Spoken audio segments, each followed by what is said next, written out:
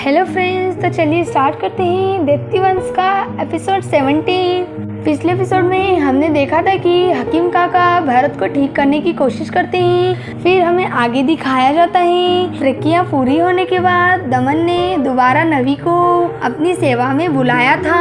फिर हमें मंदिर दिखाया जाता है। ऐसा लग रहा था मानो मंदिर के अंदर कोई भयानक तूफान आया हो। फिर नवी मंदिर के अंदर जाती है और कहती है लगता है सब कुछ ठीक से हो गया। लेकिन तभी उसकी नज़र उस लड़की पर पड़ी और नवी उसे आवाज़ देती हुई कहती है गुड़िया। गुड़िया का पूरा बदन छिला हुआ था और कमर के नीचे वाले हिस्से रक्त प्रसाव हो रहा था। गुड़िया की ऐसी हालत देख नवी उसके पास दौड़ी चली आती है। गुड़िया तो रोते हुए पूरी दर्द से करांज रही होती है। तभी नवी उसे कहती है गुड़िया। नवी अपने झोले में से कुछ जड़ी बूटियां निकालने लगी और वो गुड़िया से कहती है ये लगा लो गुड़िया, इससे तुम्हारा दर्द कम हो जाएगा। लेकिन गुड़िया नवी का हाथ झटकार देती है। गुड़िया रोते हुए नवी से कहती है दूर हट जाओ, मेरे नजदीक मत आना।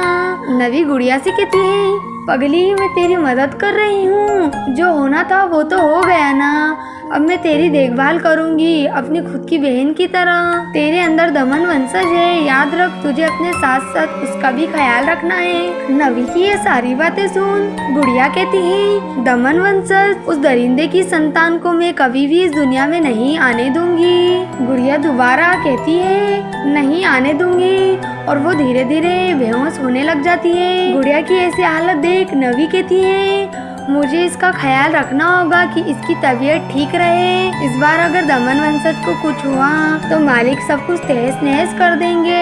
सीन शिफ्ट होता है गांव में। पिछले कुछ दिनों में हुए गतिविधियों के चलते गांव वालों ने मिलकर फैसला लिया था कि अब वो इस गांव में नहीं रहेंगे।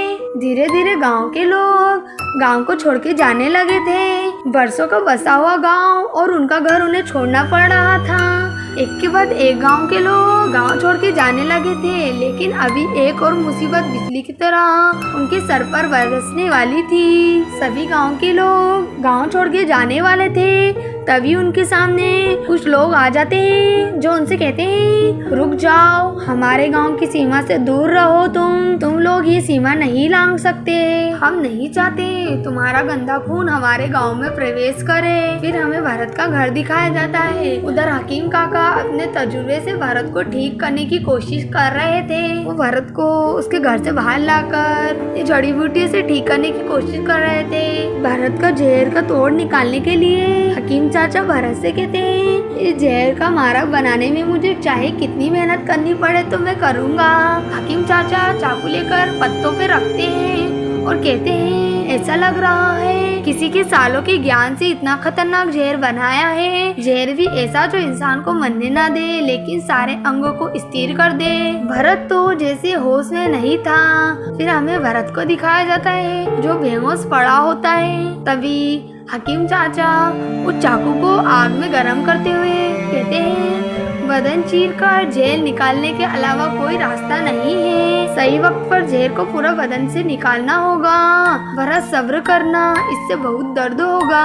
फिर भरत चाचा उस गर्म करे हुए चाकू से भरत का हाथ काटते हुए उस जहर को निकालने की कोशिश करते हैं। असहनीय दर्द के कारण भरत का सारा शरीर अकड़ गया, लेकिन स्थिरता की वजह से वो चीख भी नहीं पाया।